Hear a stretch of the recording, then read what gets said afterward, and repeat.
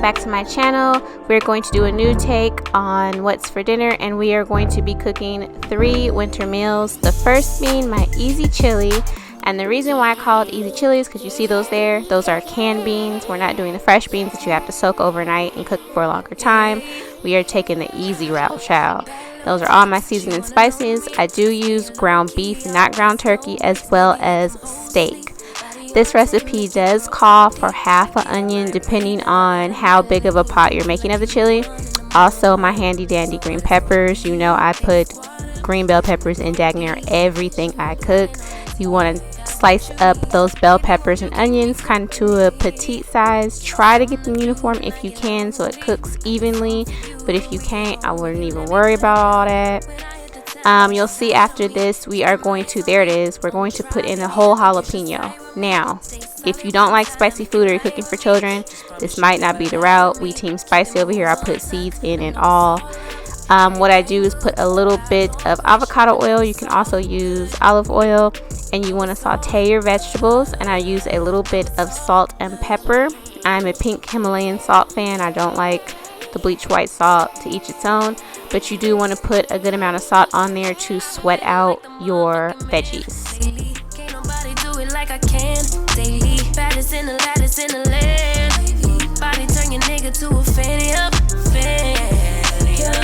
I made it where I'm at on my own. Had a couple blocks in the road, but I get to the bag on the low. And I'm gonna go ahead and put in the ground beef. I wish I had one of those special little things that breaks up the ground beef, but you want to get your ground beef to your acquired taste, as far as if you want your chili really chunky or you want to break little pieces. I like my chili a little bit on the chunky side, so I don't do that much of the breaking. And I did want to show you all of the seasoning that I put on dago meat. That's pretty much everything I had on my counter. I do not measure. I am so sorry, y'all. I'm trying to write a cookbook and realizing that that is the issue that I have. I guesstimate. My ancestors, my mama and granny, they whisper in my ear and tell me if it needs more seasoning. I don't know what to tell y'all, but that's how much seasoning I put on it after I've sauteed my vegetables. Then you see me stirring as well as breaking the meat up a little bit. Again, I don't like a very watery, runny chili. I like a chunky chili, child, so I don't, break it down too much. And there you see me putting in my steak that I have cubed up. Now, I will say, every time I add something to my pot, it doesn't matter what I'm cooking, I add more seasoning. You're adding more food, you need to add more seasoning, in my opinion. I hate bland food, and I know people say you can always, put it in after you cooked it. It don't taste the same. I'm sorry, it don't taste the same. So yeah, that's just a tip for me. Every time you add something to your pot, season it. If you are light-handed with the seasoning, just be light-handed each time you put it in there, child, but you got to season that food. Also, heavy-handed with the minced garlic. That's not a lot of garlic, in my opinion, when you are doing a chili, and this is pretty much a big batch of chili. If I was just doing a chili for maybe one night, it would be half of that, but this lasted us for about 2.5 days. So yeah. Another tidbit, if you are using a canned bean, I use 3. I use red kidney beans, dark red, light red, and chili beans. You always want to rinse them because they pack them with oil. I know some people throw that in their chili, but you don't know if their seasoning match your seasoning, if you know what I'm saying. So I always drain and rinse. Then I will put in half a can of crushed tomatoes and 2 cans of beef broth. Super important, do not use water. Anytime a recipe calls for water, I'm always putting either chicken broth, beef broth, or vegetable oil. Vegetable broth. I don't do water. Also, if you want a thick chili like I like, get you 2 tablespoons of all-purpose flour, and I always mix in whatever broth I'm cooking with. And I do that because you don't want to put in flour and it'll clump up if you put it directly in the pot. You want to mix it with some liquid. And here she is, y'all. This was so good. It's been so cold and rainy. The one with the raw onions is for myself. I like little raw onions on top, and we both like cheese. Then we come with the hobo cheese bread. Yes, y'all, we get down like that. No shame in our game. And this was a fantastic meal. Next thing I'll be cooking is picadillo, the Cuban style. This is not authentic because I myself am not Cuban.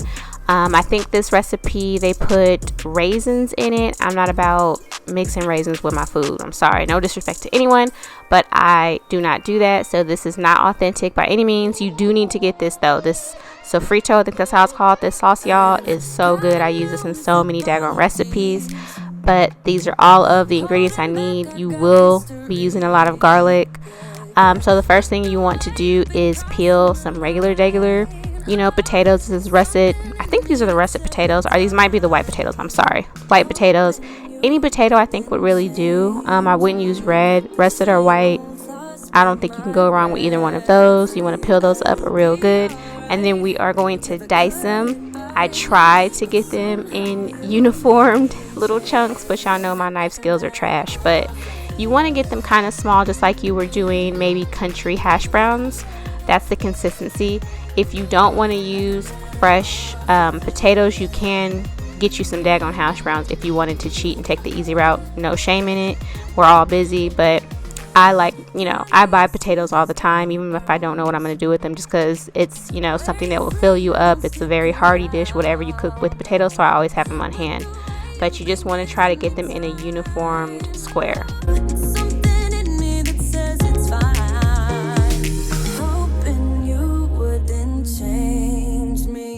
The same old thoughts be my referee. I will be alright.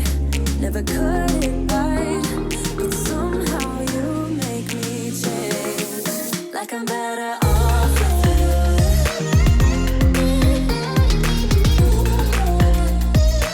you. When you're done slicing your potatoes, you're gonna go in with a bell pepper. I like to use either red or orange for this recipe because they do have a hint of sweetness opposed to the green bell pepper, which I normally use in my meals. So you just want to get them again in uniform squares if you can. I'm trying to get them a little smaller than I do my potatoes, just because you don't want it to, it's kind of hard to explain.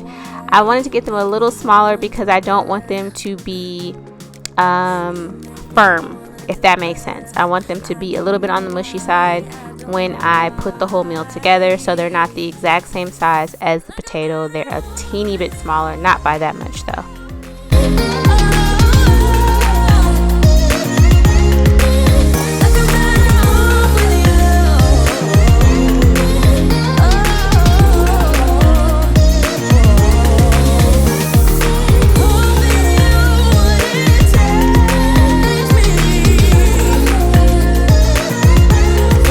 After I do the bell pepper, I'm gonna go ahead and, you guessed it, I'm gonna go ahead and cut an onion. I swear everything I cook has bell pepper and onion, I promise you. This is a sweet onion. It's coming across white, but I used a sweet onion for this meal. Again, trying to get it the same size as my bell peppers. Again, I don't want the vegetables in this meal to be ripe. I kind of want them to be on the soft side, so that's why I'm cutting them a little bit smaller. Then this meal does call for olives. Now normally it calls for a Spanish olive. These are spicy mixed Greek olives. They do have jalapenos in them as well as chili peppers. I could not find any Spanish olives. I'm an olive lover, so it really didn't make me any difference. I just like olives, y'all. So again, not authentic. You can see those, black. There you go. I put it up close where you can see the jalapeno peppers and the chili. These were so good and spicy. I think they really gave an extra kick of flavor to my meal. But again, this meal actually calls for a Spanish olive. If you can't find them, I think any green olive will do. I'm just extra. So I saw the spicy ones and I went towards them. In this pan, I did put a little tiny bit of avocado oil, just so that the vegetables as well as the potatoes wouldn't stick. And I am putting them all in together. I know that you're thinking like, April, put the potatoes down first, let them cook. No, sis, we're cooking them all together. You want the potatoes to come out soft and you want the veggies to come out soft as well. but you don't want the potatoes to cook so long that they become mushy and it's a mashed potato. It's kind of weird, but once you cook the meal, you'll get my drift. You don't want to make it mashed potatoes. You want the potatoes to hold their shape, but you want them to be soft. Again, showing you all of the seasoning that I put into the pot because I do not measure, so it kind of gives you a visual of how much I suggest that you have. And again, every time I put something in the pot, I'm seasoning, y'all. So these sauteed with the seasoning, I gave it a good mix, and then we moved on to our next layer of flavor. Okay, so at this time, y'all, the veggies and potato mixture has been going for about 10 minutes. So I'm going to hit the pot with the ground beef. Now, in my personal opinion, you can substitute this for ground turkey. I would just add in a little bit of oil when I'm sauteing the vegetables and potatoes to give it a little more fat, because we all know that ground turkey isn't fattening. But in my opinion, they're interchangeable. So if you wanted to sub out the meat here, you definitely could. So after I do that, again, another layer has been put into my pot. So guess what? I'm going to season it. If you're light-handed or don't like as much seasoning as I do, just be light-handed on each time you add something to your pot. Lightly, add some more seasoning, but you need to add more seasoning. We're gonna give that a stir. Once it's brown, you add the sofrito sauce and you just mix it up. Let it saute for another 2 to 3 minutes just to get everything married and mixed, and then we are going to serve it over rice chow. I like a side of avocado with mine, and it is a healthy, hearty meal. This meal sticks to your bones type meal. Okay, it's very affordable and great. My personal favorite is up next, which is the Cajun Shrimp pasta. So, usual subsets, got the onion, bell pepper, of course the shrimp, Parmesan cheese, butter, a little bit of pesto, minced garlic, lemon, whipping cream, and all of the seasonings that I will use. It looks like a lot, but it's super simple. The most tedious part of this job is cleaning and deveining the shrimp. I just showed you the back lining of a shrimp always has the digestive tract. Please get rid of that. And I also take the extra step of doing the underbelly, which is the main blood vessel. I get rid of both of those. It does take a while, but in my opinion, it tastes better. That's my shrimp after it's been deveined and washed. And now I'm going to season it. I like to season my shrimp in a bowl and kind of massage everything into it just so it gets well seasoned. I don't know why I like this better than putting it in the pot and seasoning. It just tastes better to me. I do not know how to pronounce this pasta, but it's one of my favorites, and this is what we're going to use. I think any pasta would work. Fettuccine would be good. Spaghetti noodles would be good. Rigatoni. This is what I had on hand, so this is what I used. My Old Faithful too, bell peppers, and onions. This is another sweet onion. It's my favorite. If it's not a sweet onion, it's a yellow onion. And we are doing the Texas toast. I did not feel like, cutting a baguette, so we doing an easy route. Do not judge me. So we are going to saute the shrimp. And yes, I'm tedious like this. I don't like to use a spoon. I like to use my tongs, and I will flip each one because I hate overcooked, rubbery shrimp. I'm one of those people that cooks with love. If I'm cooking for you, it's because I love you, and I'm gonna do the extra steps that make sure it's good. Now, for this dish, I would say use a Dutch oven and or a cast iron. Just for what I did, that deglazing always works better in one of those two. Invest in a cast iron or a good Dutch oven. You want to deglaze with the butter, scrape up all that good seasoning, and saute your vegetables in it. Trust me, you need all that, okay? The next thing I'm going to do is put in my minced garlic.